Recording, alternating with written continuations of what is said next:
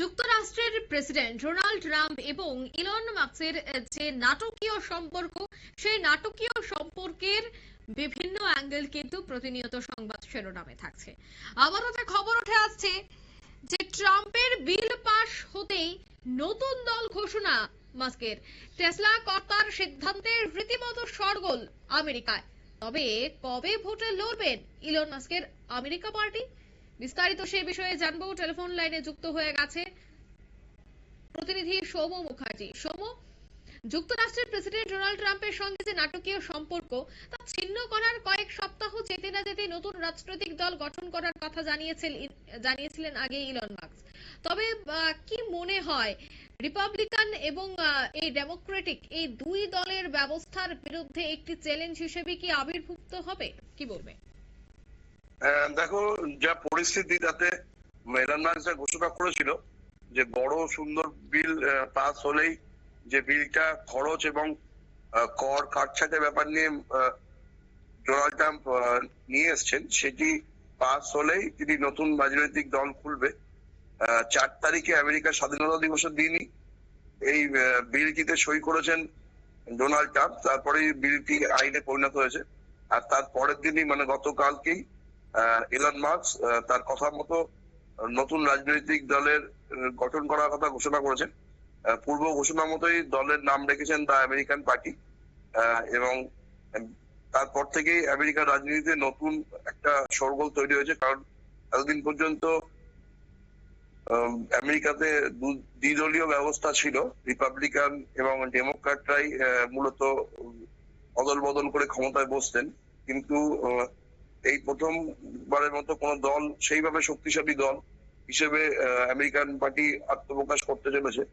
এর আগেও বিভিন্ন তৃতীয় দল চালু করার চেষ্টা হয়েছিল আমেরিকায়, কিন্তু তারা বিভিন্ন রকম সমস্যার মধ্যে দিয়ে যাওয়ার ফলে কোনো দলই আর অস্তিত্ব টিকিয়ে রাখতে পারেনি। শেষবার তৃতীয় দলের প্রেসিডেন্ট হিসেবে আমেরিকান প্রেসিডেন্টের নির্বাচনে লড়েছিল 1968 সালে। তারপরে তিনি সেই সময় ছিলেন আমেরিকান ইন্ডিপেন্ডেন্ট পার্টির প্রার্থী ছিলেন জর্জ ওয়ালেস।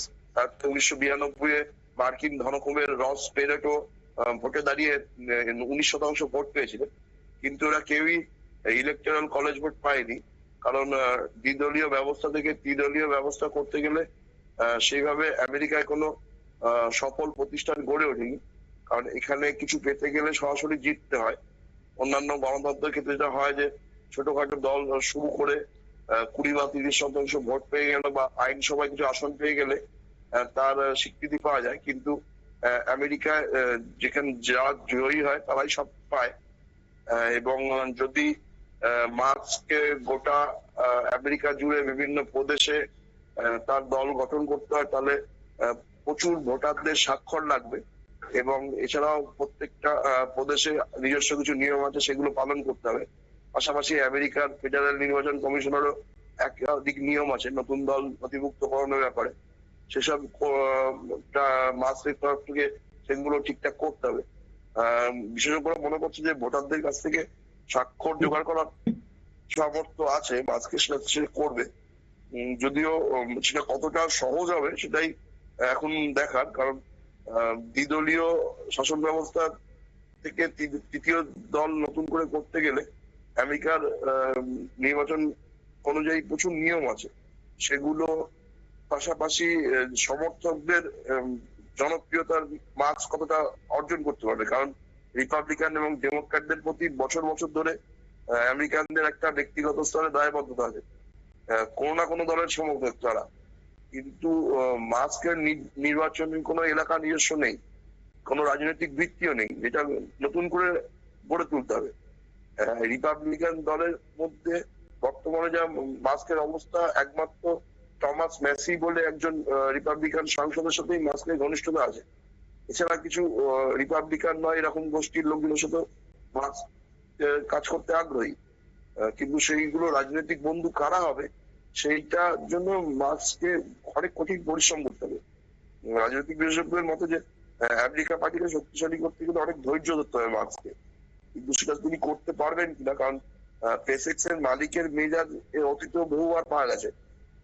সে টুইটারে দায়িত্ব নেওয়ার পরে তাকে নামকরণ থেকে আরম্ভ করে টুইটারে পুরো খোলনল বদলে ফেলেছিল, স্টাফেদের চেঞ্জ করে দিয়েছিল।